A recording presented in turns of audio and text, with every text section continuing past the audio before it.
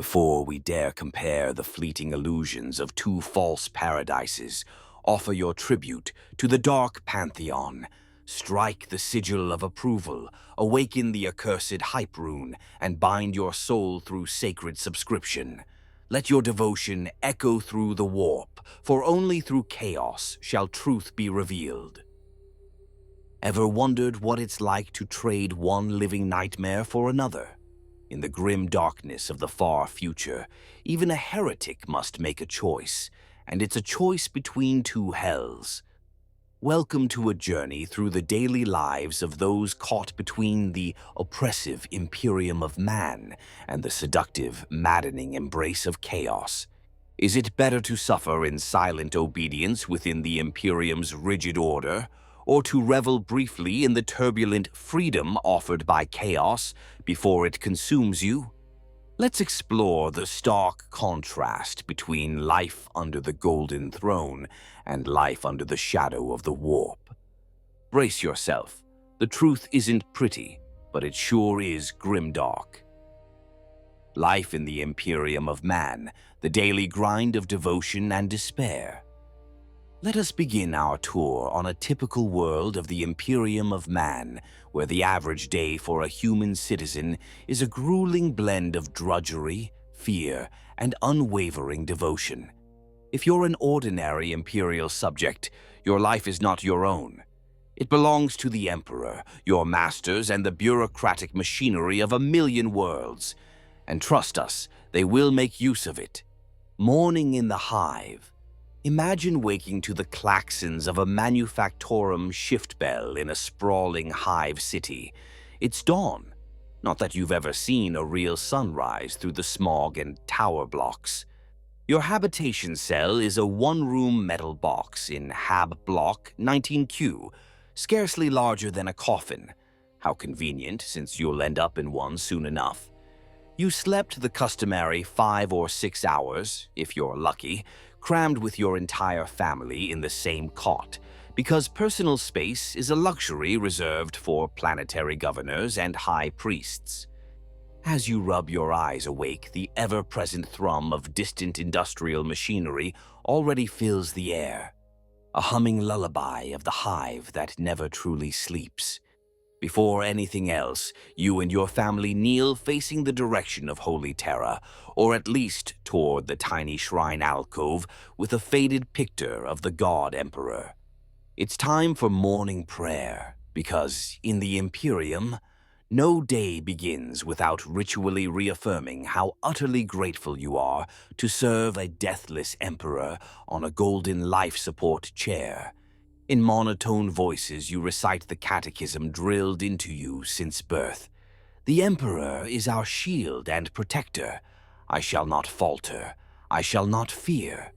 You try not to yawn. Heresy, after all, can begin with a moment of boredom. Mother swats you to stay focused. Showing insufficient zeal is a good way to invite a visit from the local ecclesiarchy cleric, or worse, a zealous neighbor eager to denounce any laxity in worship great fun at parties, that guy. Off to work for the rest of your life. Prayers done, you choke down a meager breakfast of ration gruel and perhaps a bite of corpse starch biscuit. Yes, that unappetizing name is exactly what it sounds like. It's either that or a sip of Risiki water from the hive's communal pumps, faintly metallic with hints of promethium. The taste? Let's just call it an acquired one. And complaining about food quality is highly discouraged. In some places of the Imperium, expressing disgust at the delightful corpse starch cuisine is considered outright sedition. If an overseer hears you griping about the Emperor's blessed protein paste, you could find yourself shipped off to a penal colony by nightfall for re-education in gratitude. Nothing teaches thankfulness like mining toxic waste on a prison asteroid. Breakfast over, you don your threadbare work tunic, proudly emblazoned with a faded aquila, the imperial double-headed eagle, to remind you and everyone else that all you do is in service to the Emperor.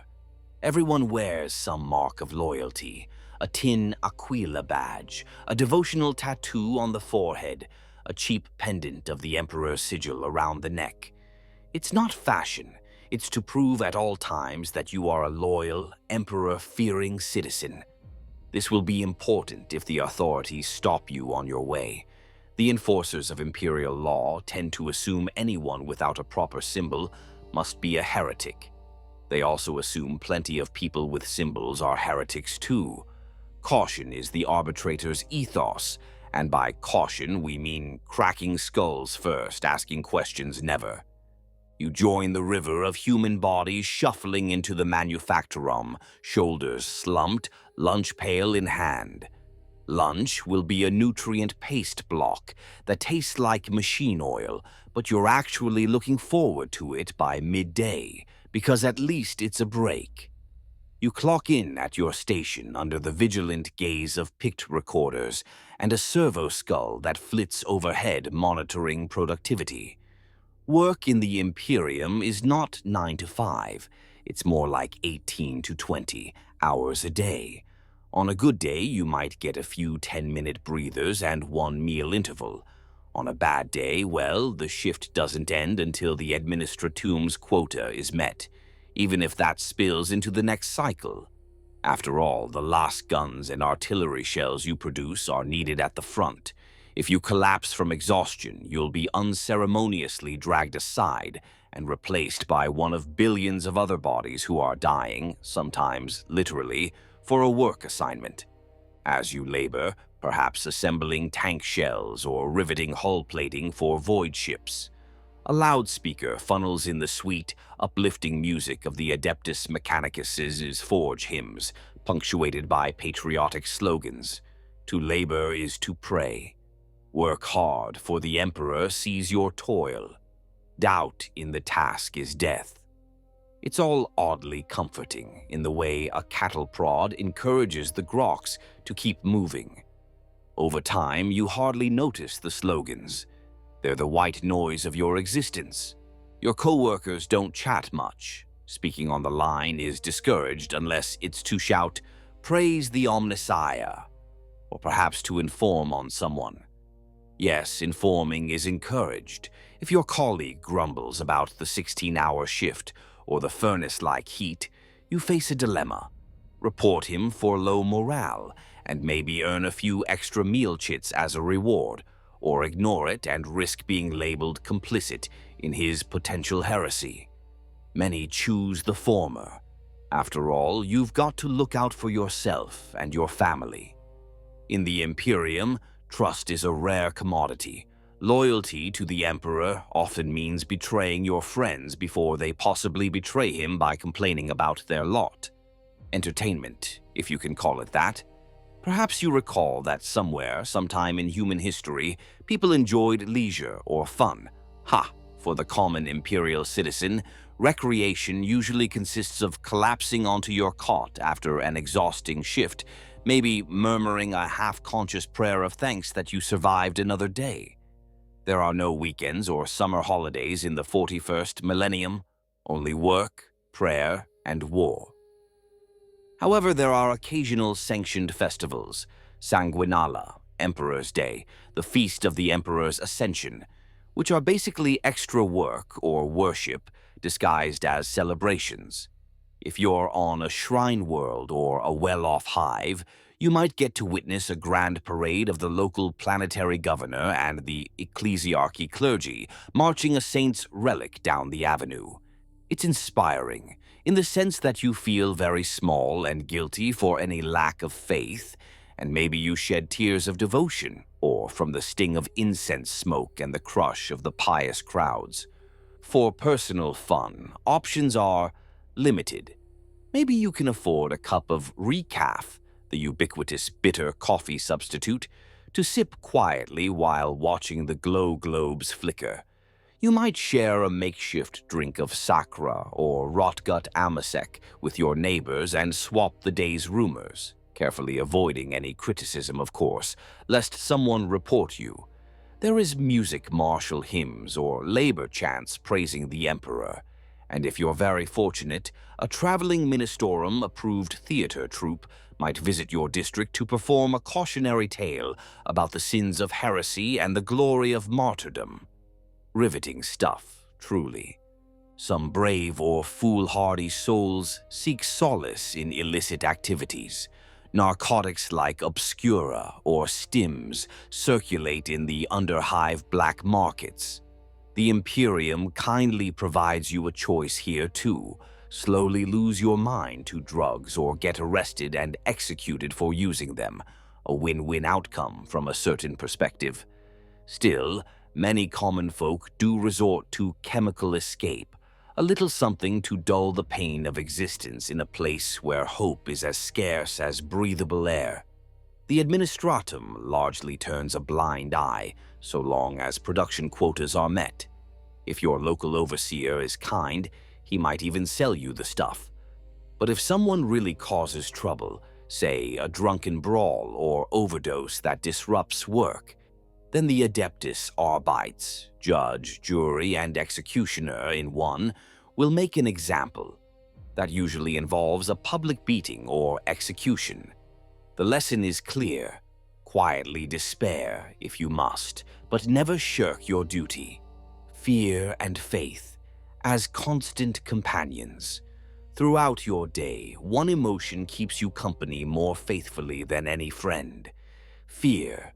Fear of failing your duties, fear of your superiors, fear of the Inquisition sniffing out heresy in your thoughts, fear of the Xenos invasion or chaos cult that might strike your world at any time.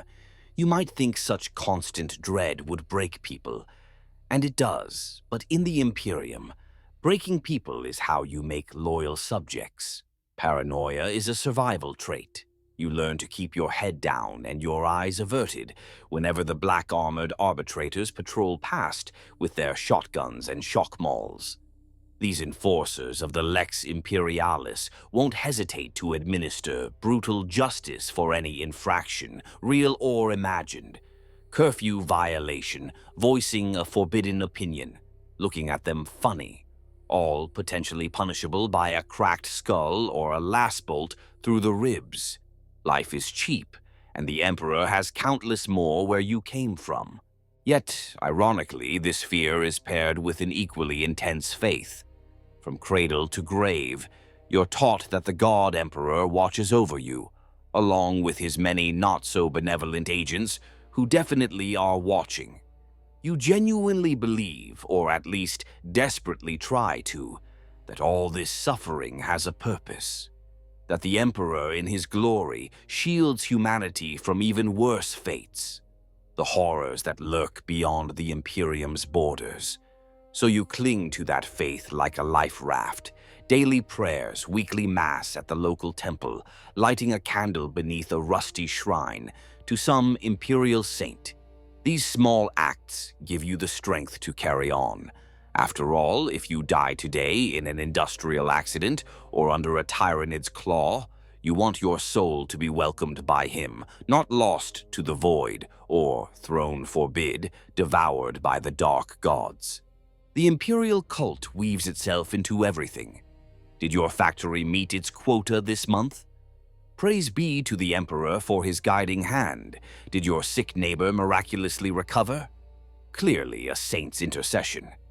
Did a heretic cell get uncovered in subsector 45?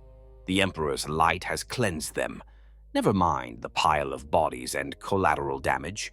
Virtually every aspect of life has a prayer or blessing associated with it. When you fuel up a ground transport, you intone the proper litanies of ignition. When you sit to eat, meager as the meal is, you thank him for the nutrition. Religion isn't just part of life, it is life. For most citizens, questioning this order is unimaginable. It's simply the air they breathe and the water they drink. Metaphorically, of course, since the actual air is toxic smog and the water tastes like recycled coolant. But you get the idea: social hierarchy and no way out. Imperial society is a pyramid and, surprise, you're not at the top. Far above you are the nobles, priests, tech adepts, and military officers. All the people with fancy hats, long titles, and real last names. You and your fellow commoners form the broad base, holding up that pyramid with your sweat and blood. Upward mobility is essentially non-existent.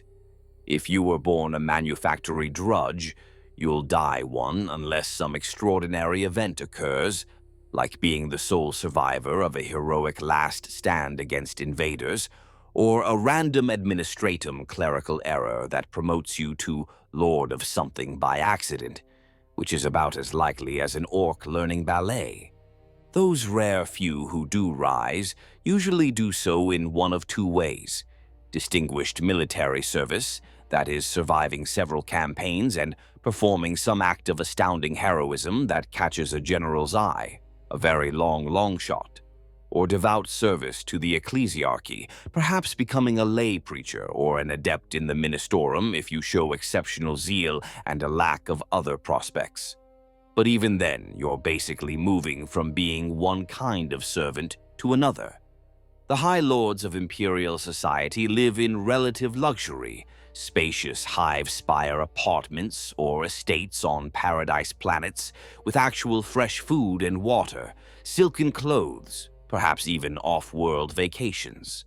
However, even a noble lives in a state of fear and scheming. They play Byzantine political games and must constantly watch their backs for assassins or inquisitors. The difference is, they get to enjoy wine and art while fretting, whereas you get to enjoy recycled air and low-stick butts. Meanwhile, down in the hive depths where you dwell, even thinking about the lives of the upper crust can be dangerous. Envy is a form of discontent, and discontent leads to heresy. Better to keep your head down and recite "everyone has their emperor-given place," one of the many tenets of the Imperial Creed. It's drilled into you that to desire a different life is to be ungrateful to him on earth. So you dutifully accept that you were born to scrub plascrete floors or assemble autoguns, and that's that. Dreaming of more is not only pointless, it's perilous. Health, sickness, and mercy, or lack thereof. What happens if you get injured or fall ill? The good news, the Imperium does have Medicaid and hospitals. The bad news, you probably can't afford proper treatment, and the waiting list is obscene unless you're important. You're not. Minor injuries, you simply grit your teeth and keep working. An untreated broken finger is no excuse to miss a shift. Serious injuries on the job often mean you'll be carted off by med-servitors to a Medicaid hall where, if the machine god is kind, they patch you up with cybernetic parts, or at least staple you together so you can get back to work. If not, well, there's always the corpse recycling vats if you expire. Disease is common in the crowded, unsanitary conditions of a typical hive. The administratum's idea of public health is issuing a bulletin that says, "Wash your hands if water rations allow, and pray." If a plague breaks out, they might impose a quarantine, or the local ministorum priest might declare the sick to be sinners and urge a purge. Realistically, if an epidemic gets bad, the authorities are more likely to contain it by sealing off entire hab blocks and letting everyone inside die than to deliver comprehensive medical aid. In the end, fire tends to be their cure-all. They'll cleanse infected zones with promethium and call it a day. If you were one of the poor souls inside, they'll declare you martyrs and move on. Your family might receive a token, "Sorry for your loss, praise be" notice. Comforting. Not all is entirely hopeless. Occasionally, an imperial institution shows a glimmer of compassion or self-interest disguised as such. Say a Space Marine chapter maintains a fortress or a recruiting post on your planet. Their apothecaries might conduct vaccination campaigns or treat plague outbreaks, partly to protect their human stock of potential recruits. Or the Adepta Sororitas Hospitalers, the Sisters of Battle's healers, might run charity clinics for the poor, offering rudimentary care and a prayer, and stern lectures on piety along with the bandages. These moments are rare rays of light, but they do happen and people cherish them. They become family legends. Your grandfather once got a salve from a traveling sister for his cough, saved his life, Emperor be praised. Such stories reinforce faith that the Emperor does provide, even if it's through the occasional kind soul amidst the general harshness. War. The ever-present specter. No account of imperial life is complete without mentioning war, because sooner or later war will find you. The Imperium is always fighting something, somewhere, and every planet is a potential battleground.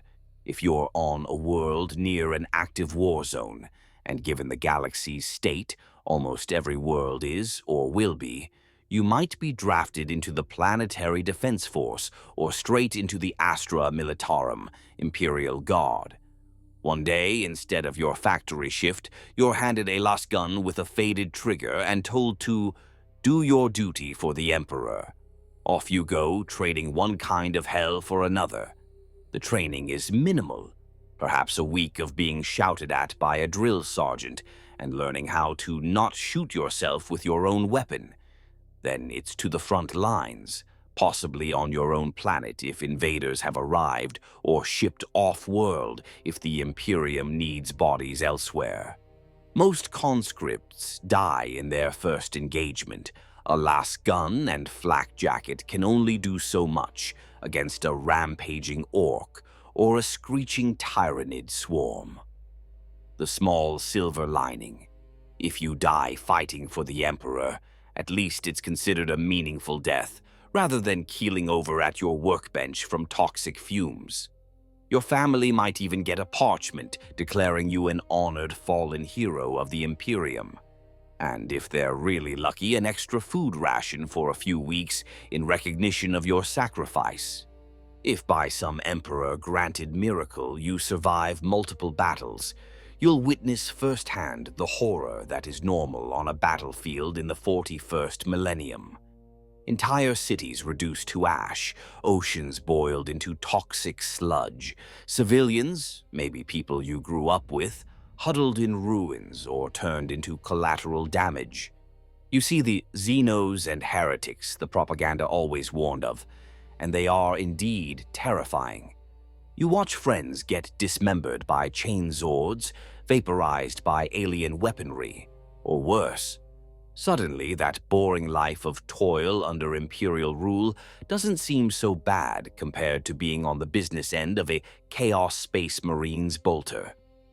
Many guardsmen, in their rare, quiet moments, wistfully reminisce about home, the same home they used to curse as a miserable slum. Perspective is a cruel thing. Should you live through the war and your planet is saved, or eventually reconquered by the Imperium after being lost, expect little fanfare personally. There will be victory parades for the Space Marines or the generals, grand sermons of thanksgiving to the Emperor, perhaps a new statue erected for the heroes. You, the common soldier, will simply be folded back into the labor force, assuming your injuries still allow you to work. Maybe you'll carry scars or augmetic limbs, those you wear with quiet pride, but society doesn't treat you much differently. If anything, the administratum might dock you a few months' pay for the time you were away fighting, because your factory output lapsed. Glorious gratitude indeed. But at least you can tell your children you fought for something larger than yourself. Whether that something cared about you at all is another matter entirely. Hope, and the lack thereof. It's often said in the Imperium that only in death does duty end. A comforting thought. You get to stop suffering when you're dead. In the meantime, hope is a double-edged sword. The Imperium doesn't promise its people a better life or happiness. It promises only that if you are loyal and strong, humanity might survive another generation against the darkness. For most citizens, that has to be enough. Aspiration is quietly discouraged. After all, hope can lead to disappointment, which can lead to doubt, which can lead to heresy. And we know where heresy leads. Spoiler, nowhere good. Yet, in the hearts of ordinary people, small hopes flicker. Perhaps they've heard legends of the Space Marines, godlike warriors who occasionally appear, perform miracles on the battlefield, and vanish. It's said some of these Space Marines were once mere mortals from hive worlds, just like yours. That knowledge kindles the wild idea that even the lowliest habrat might ascend to greatness, though one would have to be genetically compatible, selected as a youth, survive agonizing biomodification. The odds are astronomically against it, but 1 in a billion is still 1. Others find hope in the tales of imperial saints, ordinary individuals who, through immense faith or courage, achieved the seemingly impossible. If a humble girl from a backwater can become a living saint after martyrdom, maybe your endless toil matters in some grand cosmic plan. Still, for every flicker of hope, reality reasserts itself. The factory horn blares to summon you to another shift, or an Arbite's siren howls, because someone in your hab block is about to be made an example of. You return to the grind, hope carefully tucked away so it won't drive you mad. Summing up Imperial life. In summary, life in the Imperium is harsh, thankless, and brutally short for most. You endure endless toil under authoritarian rule, with devotion as your main solace, and fear as your constant shadow. Individuality is neither encouraged nor particularly safe. Conformity and obedience keep you alive. The bureaucracy is colossal and often absurd, a place where you might need a stamped form, in triplicate, just to request a new pair of work boots, which will arrive 3 months after you've lost your feet to frostbite. Yet, people endure. Humans are remarkably stubborn. They find ways to laugh, quietly, out of earshot of authorities. They find small joys, a shared cup of amask with a friend, a quick joke about the administratum's incompetence, whispered in the dark, followed by nervous chuckling and a quick prayer for forgiveness. Families, against all odds, form and stick together. A mother will still rock her baby to sleep in a hive creche, humming a lullaby about the Emperor's angels watching over them, even as the city outside screams. This is the life the Emperor offers his faithful. Serve, suffer, and if you're lucky, die in a way that benefits the Imperium. It's not much of a retirement plan, but it's the only plan available, unless, of course, you consider the alternative. Life under chaos, embracing the madness. Now, consider the alternative. The path whispered about in shadowy underhive corners, hinted at by that one coworker who never quite fit in. This is the life of a heretic, a chaos worshipper, one who has turned from the Emperor's light to seek whatever the dark gods might offer. Perhaps it's born of desperation, ambition, or sheer disillusionment with the relentless grind we just described. Whatever the reason, imagine our humble imperial citizen, call him Havel, the overworked hive laborer we followed earlier, reaches a breaking point and makes the fateful choice. Buckle up, because Havel's new life under chaos will make his old one look, in some ways, quaint. The first taste of heresy. Seduction and rebellion. Every journey into chaos begins with a whisper, a tiny heresy.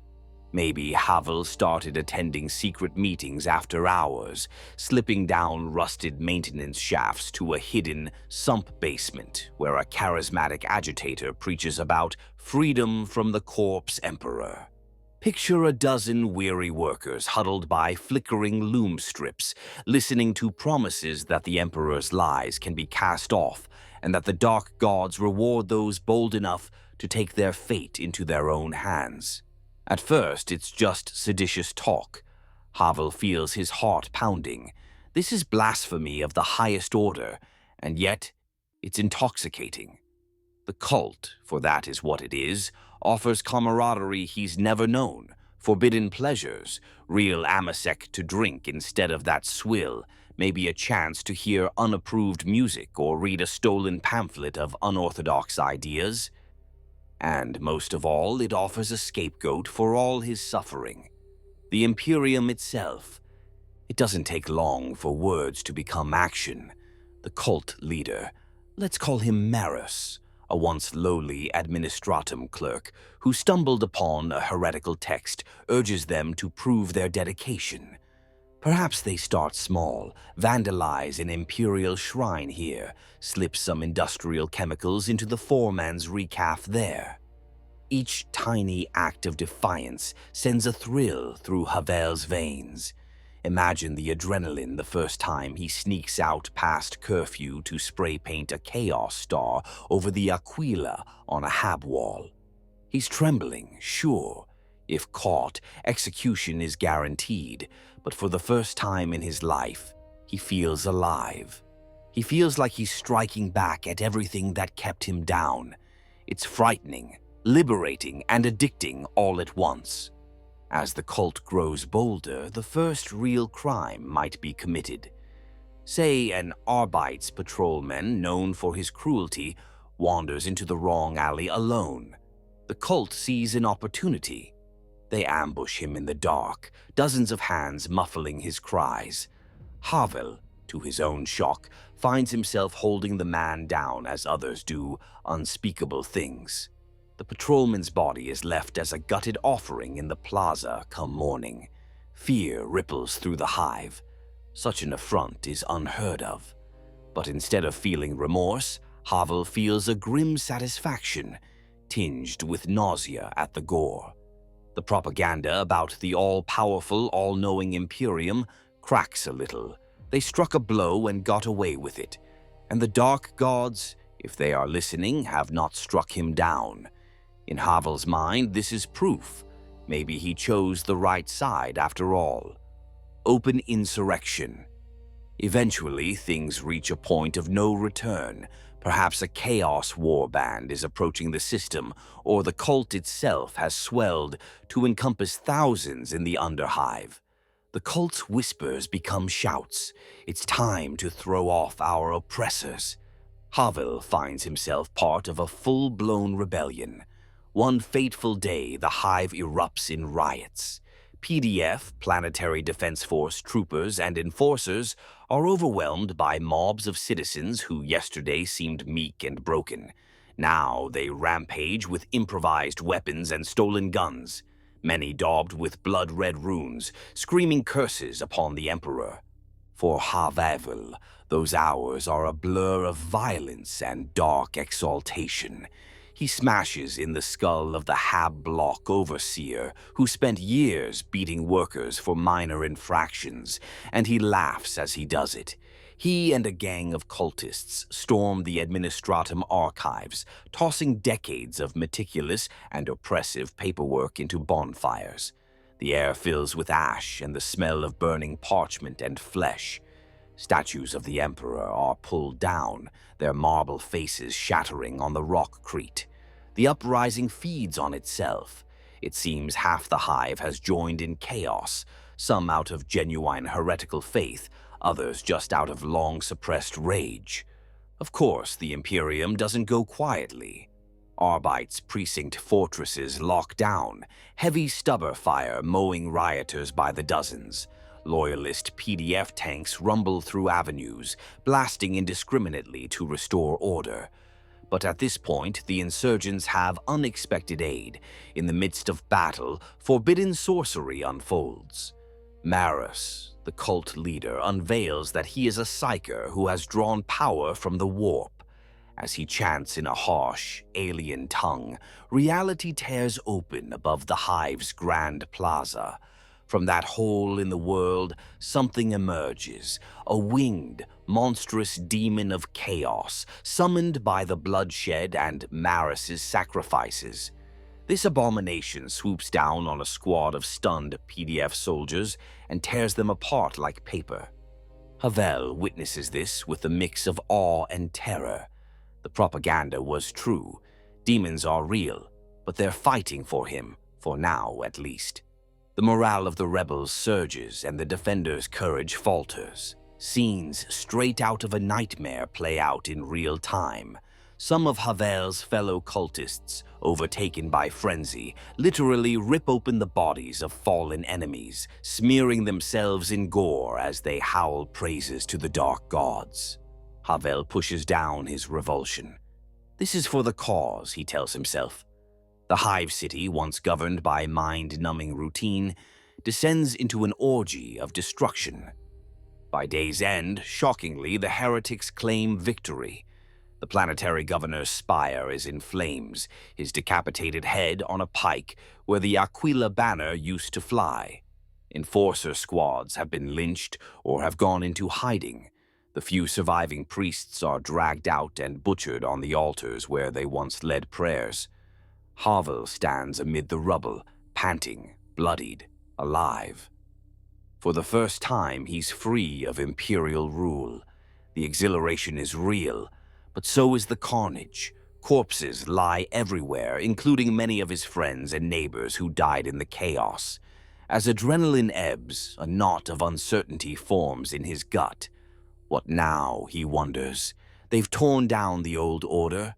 What will replace it? Enter the Ruinous Powers. The new liberators don't have to wonder long. Chaos rushes to fill the vacuum. Within hours of victory, the cult's more devout members begin reorganizing society in the image of their dark faith.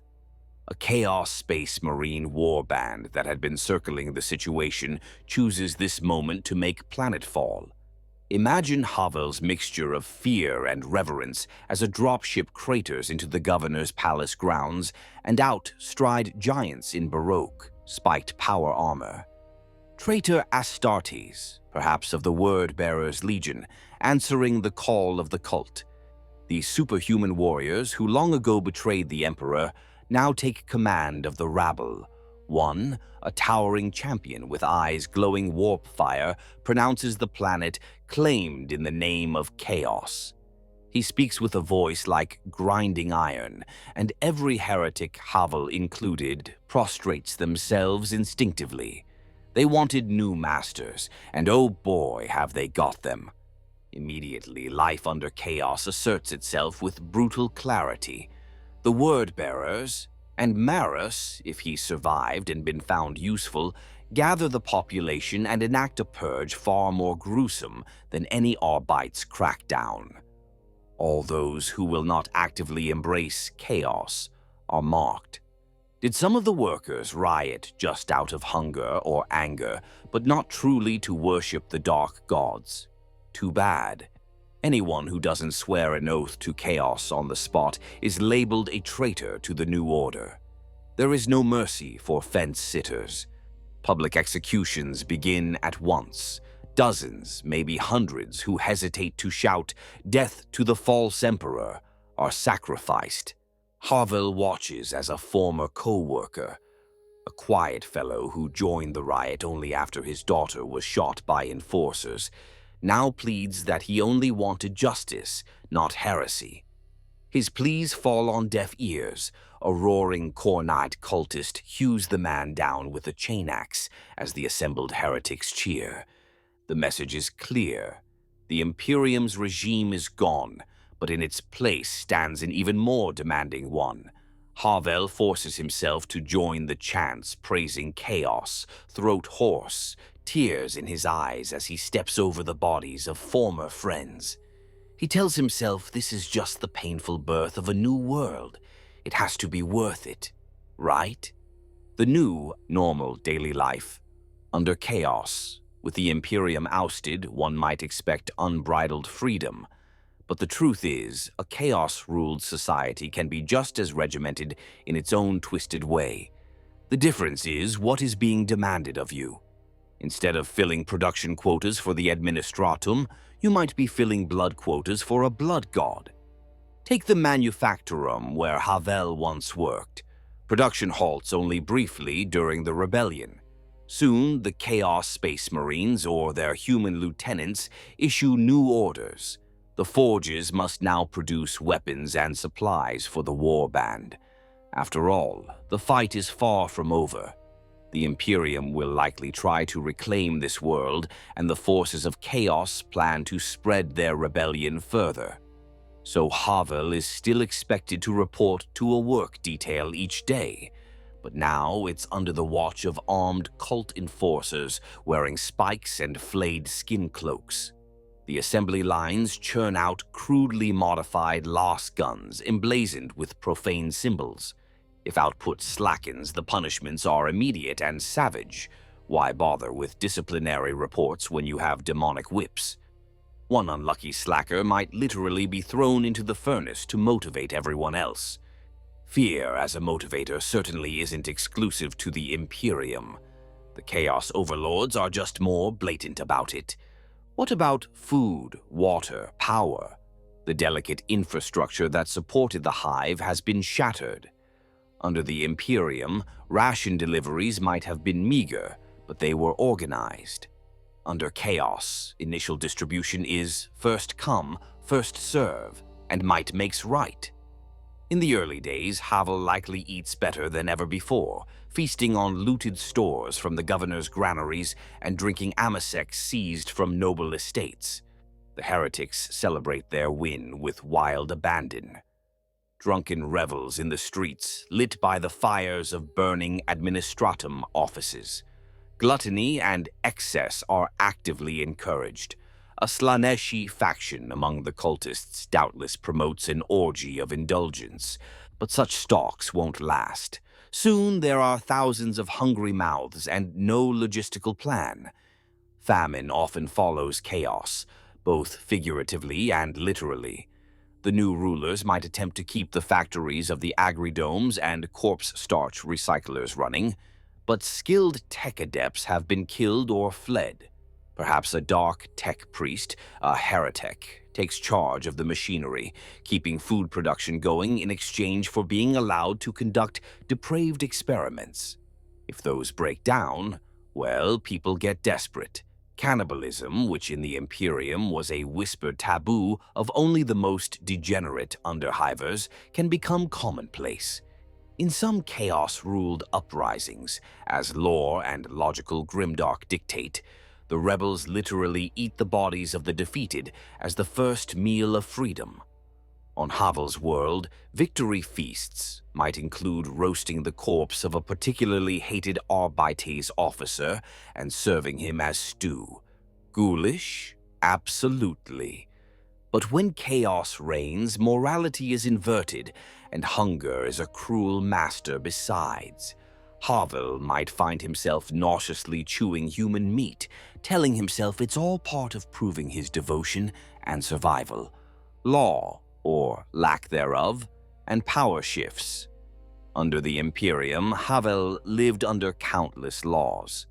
Under Chaos, most of those laws are gone, replaced by the edicts of the Chaos Warlord and the whims of the Dark Ass. In practical terms, society often splinters. The unity of the rebellion fades as different factions pursue their own agendas or follow their patron deities. If multiple chaos gods were invoked, the cult may fracture. The Koronat gang wants to continue fighting and killing. The Slaneshi clique wants to turn the hive into a decadent pleasure palace. The Nerglites start building plague breweries in the sewers, and the Tzinchian schemers, well, they're busy quietly taking notes and plotting. For the average person just trying to live, this is a nightmare of unpredictability. One week, Havel's sector might be under the thumb of a self-proclaimed skull champion of Khorne, who demands daily skull offerings. That means Havel has to contribute by, say, bringing the head of a loyalist survivor or an unfortunate neighbor to add to the pile, or else his head goes on the pile. The next month, that Khornate is assassinated by a rival aligned with Tzinch, who imposes a totally different regime. Now everyone must attend nightly ritual gatherings to chant cryptic verses, and anyone who doesn't show sufficient arcane aptitude is sacrificed for their soul energy. The rules of society flip and flop with each power struggle. This might makes right culture means Havel must be perpetually on guard and willing to do anything to prove his usefulness to whoever's in charge. If he thought having a suck-up attitude to his imperial overseer was bad, now he has to performatively display how devoted he is to chaos at all times. Indulgence in sadism, wild laughter during executions, fervent shouting of praises to the gods, it's all part of survival strategy. Everyone is trying to out-crazy each other to not be suspected of backsliding to old ways. Ironically, for some, this is liberating. The bullies and psychopaths thrive. That thuggish co-worker of Havel's who always stole extra rations, now he could be leading a pack of similarly cruel men, roaming the hive to enforce whatever passes for law. They relish that under chaos, they have the power to dominate others without bureaucratic restraint. In the Imperium, an arbitrator might have stopped them. Now they are the law, as long as they can swing a blade or fire a gun better than the next brute. Worship and ritual. New gods, old fear. If you thought daily prayer was done, think again. It's just been repurposed. The Chaos cultists establish profane shrines in place of the imperial ones. That grand cathedral in the center of the city, it's now a temple to the dark gods draped in defiled banners. Perhaps a massive 8-pointed star is painted over the altar. Services are held, but instead of monotonous imperial mass, you get fever-pitched chaos masses. Picture Havel in a congregation where, instead of sitting politely, everyone is howling, dancing, or self-flagellating in ecstasy or agony to prove their fervor. The air is thick with incense, not the relatively pleasant incense of the ecclesiarchy, but something foul, mixed with hallucinogenic vapors to induce visions of the gods. A corrupted priest, maybe Maris, now styling himself the arch-prophet of chaos, leads the liturgy, which might involve slaughtering a live prisoner on the altar so their blood can anoint the faithful. Participation isn't optional. If you skip the nightly worship or fail to scream "Glory to Chaos" loud enough, someone will notice and mark you as a traitor to the new order. Miss a ritual, and the next ritual might feature you as the sacrifice. So Havel attends, and he acts his heart out, matching the crazed energy around him. He has to. There is no room for quiet doubters in a chaos society. You either fly the flag or brand yourself with a rune, or you're an enemy. Interestingly, where the imperial creed once united everyone in a single, if oppressive, religion, chaos brings pluralism, and with it, conflict. Different cults of different gods compete. One day, Havel's boss might demand he carve a symbol of corn into his flesh. The next, another authority might accuse him of spurning Nurgle because of that corn mark. The dark gods themselves don't get along. Their followers mirror this. To navigate this, some heretics try to be chaos undivided, worshipping all the gods generally. That might be what Havel defaults to, praising chaos in a broad sense to avoid favoring one too much. But hardcore devotees see that as lukewarm. They might coerce him to pick a side eventually. Mutations and gifts. Under the warp's growing influence, reality and biology start to break. People develop mutations, sometimes seemingly at random. Under the Imperium, any mutation was cause for ostracism or execution, unless you could hide it. Under chaos, mutations are celebrated to a point. A functional mutation, claws, fangs, enhanced strength, is called a gift from the gods, a sign of favor.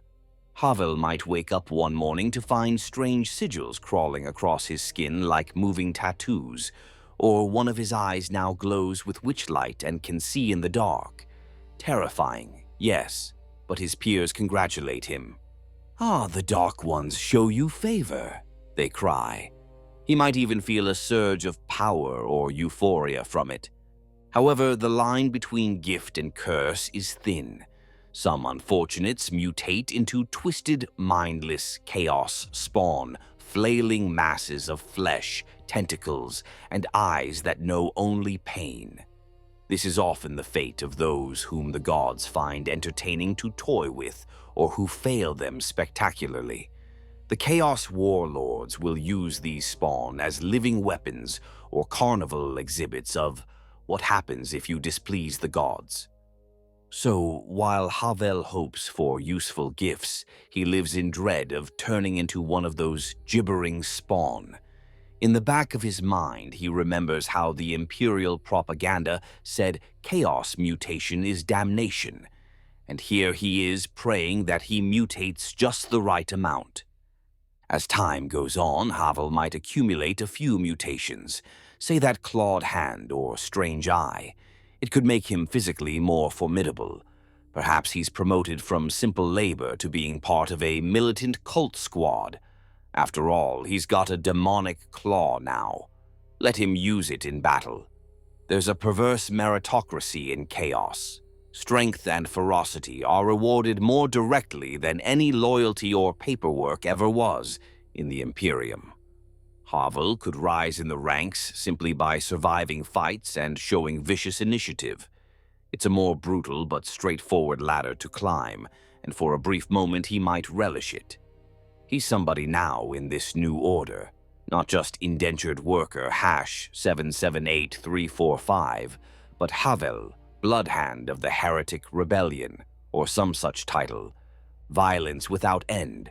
Life under chaos is violent by default. Remember how in the Imperium, Havel feared war as a distant possibility? Under chaos, war is constant and from all directions. Certainly, the Imperium will counterattack at some point. Every heretic knows that retribution is coming, whether it's in days, weeks, or years. That hanging sword of Damocles keeps the heretics desperate and on edge. They'll fortify their hive, arm every man, woman, and child willing to hold a weapon. Havel might find himself drilling daily with a cult militia, learning crude but vicious combat techniques, because when the righteous vengeance comes, they want to make the corpse worshippers pay dearly. But even before any loyalist forces arrive, conflict brews internally. Chaos champions challenge each other for dominance. If Maris and the Word-Bearer's leader disagree on the planet's next step, that disagreement might be settled by a duel or outright civil war among the heretics. Let's say one faction wants to take the fight off-world, to carry the rebellion to the next planet, while another says, "No, fortify here and make a demon world of this place." Havel could get caught in the middle when these power struggles turn bloody. It might be as subtle as secret assassinations, cultists poisoning the ale of rival cult leaders, or as blatant as shootouts in the hive corridors. In any case, the common folk-turned-heretics are just pawns in these games, often forced to pick a side. Imagine Havel's dilemma if, for instance, his immediate superior, a Chaos Sergeant figure he trusts, splits off to follow a different Chaos champion. Now Havel must choose loyalties again, and a wrong choice is death. Betrayal is rampant in chaos regimes. After all, these people already betrayed the Emperor, so what's one more betrayal? Alliances shift like quicksand. Also, the environment itself grows hostile. Warp energies seep into the hive's foundations. Perhaps night becomes distinctly more perilous. People start seeing shadows move strangely, hearing whispers that aren't from any human. Demonic predators might slink through the alleys, picking off lone survivors. Chaos isn't a tame pet. Even those who invite it in can become its victims if they're weak. So where an Imperial citizen feared gangers or mutant outcasts at night, a Chaos citizen fears literal demons or cursed phenomena. A walk down the wrong street might have you stumble into a patch of reality that's gone thin, where gravity inverts, or flames burn blue out of cracks in the ground, or a chorus of disembodied voices recites your deepest fears. Some heretics find these things wondrous, a sign of the gods remaking the world. but many are unnerved. Havel likely clutches a makeshift talisman. Ironically, maybe in Aquila he once tore off a statue, now defaced into a chaos star, when he navigates the dark, praying he doesn't draw the attention of something truly horrible. The benefits of chaos, hollow as they may be. Let's pause amid the horror and ask, what was this all for? Are there any genuine upsides that Havel and folks like him enjoy under chaos? Surprisingly, there are a few things a heretic might point to, at least initially. Freedom from imperial dogma, no more censoring your thoughts about how the administratum was corrupt or how the imperial commander was an idiot. Havel can openly curse the emperor. He must, in fact. The libraries, once tightly controlled, have been ransacked and knowledge deemed heretical. Writings on science, history, or forbidden lore is now available to read if one dares. For an intellectual sort, chaos can mean the freedom to inquire into anything. AI, xenotech, genetics, things the Imperium banned. Of course, much of that knowledge is dangerous or corrupting, but the idea of intellectual freedom exists. Personal empowerment. Under the Imperium, Havel was a small, insignificant cog. Under chaos, with some courage or madness, he could rise to lead others. Chaos values strength, cunning, and initiative. In its own twisted way, it's a brutal meritocracy. Havel has a clawed arm and a reputation from the rebellion. He might command a squad now. He has a taste of power he'd never have gotten scrubbing floors for some imperial noble. And indeed, some heretics go from low-born nobody to planetary warlord overnight, thanks to chaos. Granted, they usually die horribly not long after, but it's a wild ride while it lasts. Sensory and hedonistic indulgence, all the pleasures forbidden by the imperial creed, drugs, promiscuity, loud ecstatic music, art that isn't sanctioned, are available in spades. A devotee of Slanesh, for example, will create environments of absolute excess. Even if Havel isn't drawn to that particular god, he still benefits from a society where you can theoretically do anything you want if you have the means or strength. Want to take over the posh quarters of the hive noble and throw a week-long feast where every appetite is sated? Under chaos, if you can enforce it, you can do it. The sheer thrill of excess can feel like living compared to the gray monotony before. Acceptance of the unwanted. In the Imperium, if you were a mutant, a psyker, or just different, you lived in fear. Chaos flips that script. Mutants often become valued members of the New Order, their mutations seen as blessings rather than curses. Psykers, instead of being rounded up to feed the Emperor's soul furnace, are trained, albeit riskily, by chaos sorcerers to harness their powers for the warband. Those marginalized by the old regime find a sense of belonging in chaos. Havel might see an old one-armed beggar who used to be kicked around by everyone now revered because he always had a strange warp-touched aura that under chaos is recognized as a sign of Nurgle's favor. That beggar might now lead a congregation of the diseased, doling out deadly but blessed contagions. Revenge and retribution. Let's not underestimate the psychological boon of vengeance. Havel and his fellows suffered under cruel bosses, unfair punishments, loved ones taken by imperial whims. With chaos, they got to hit back hard. There's a grim satisfaction in that. The sight of the governor's mansion burning or the sound of the Inquisitor screaming on an altar. Those are moments many heretics treasure. They feel cosmic justice is served, never mind that it's just a cycle of cruelty continuing. This sense of we punish those who hurt us is a major reason many give themselves over fully to chaos. However, and this is key, all these benefits come with caveats etched in blood. Intellectual freedom often leads to madness when the secrets of the warp fry one's brain. Personal empowerment is fleeting. There's always someone stronger ready to kill you for your spot, and the gods themselves might decide to turn you into a spawn because you got too cocky. Hedonistic indulgence quickly becomes addiction and enslavement to pleasure/pain. Your senses burn out, and you chase greater extremes until it destroys you. The acceptance mutants enjoy lasts only as long as they're useful. A hideous mutation might still get mockery or a bullet from an annoyed champion who finds them too grotesque. Chaos might accept you, but it'll also use you. And revenge? Once all your old enemies are dead, you often find an emptiness, or worse, you realize you've become exactly what you hated. Many a heretic leader basically turns into the spitting image of the despot they overthrew, just with spikier armor. Havel might not see all this yet. In the early stages of Chaos rule, he could genuinely think, despite all the insanity, that he's better off than in chains under the Imperium. At least I'm not kneeling to some distant corpse emperor, he tells himself, while kneeling to drink blood from a Chaos chalice, the irony lost on him. For some, that trade-off feels worth it for a while. The true cost revealed.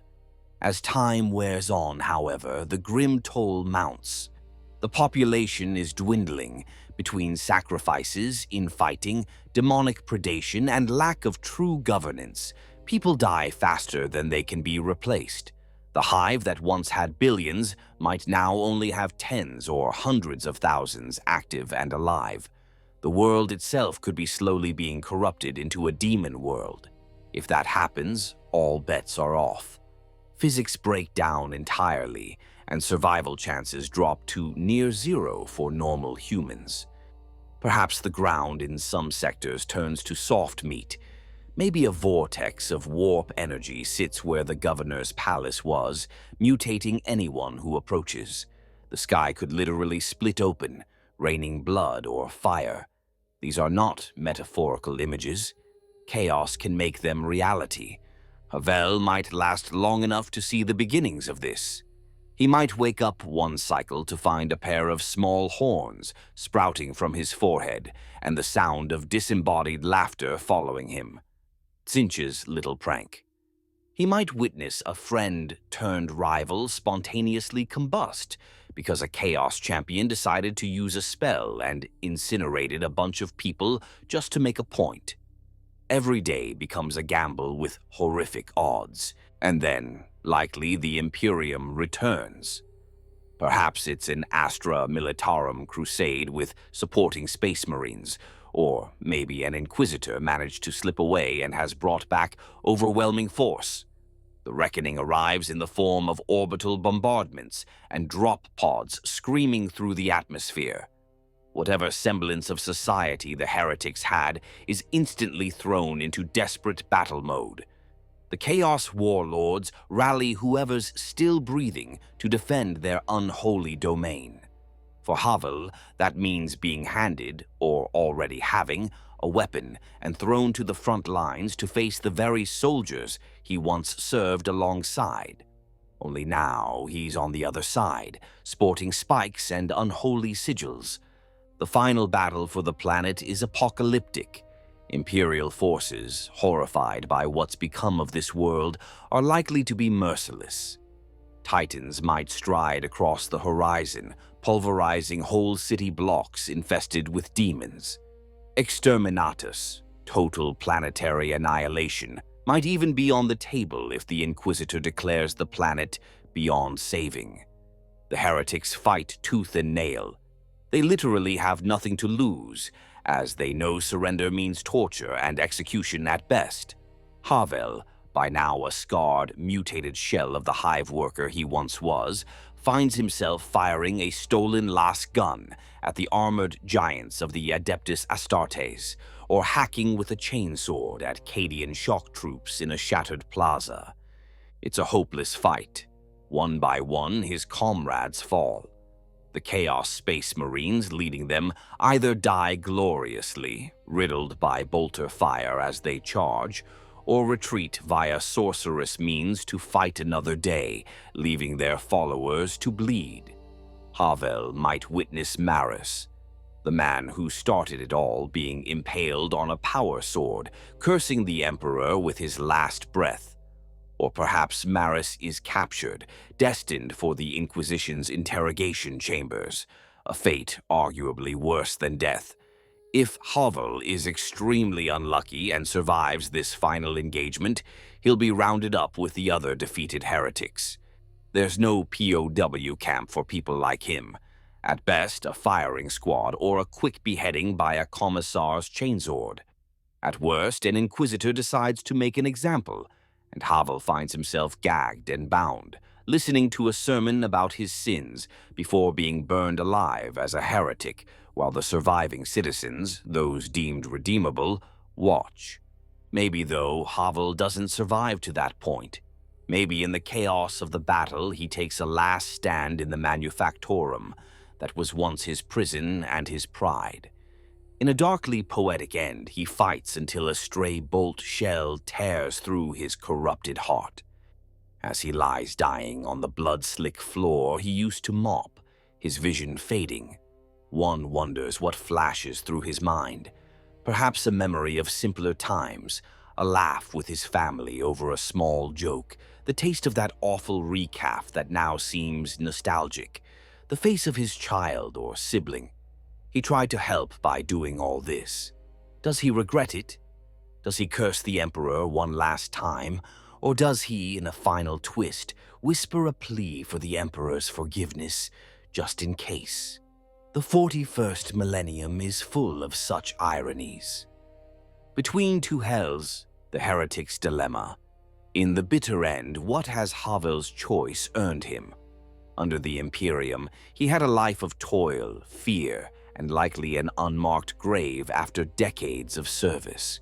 Under Chaos, he lived a short burst of wild freedom, intense terror, and died in a pit of fire or on an Inquisitor's table. His quality of life under each was abysmal, just in different ways. One was a slow, smothering darkness. The other, a bright, all-consuming flame.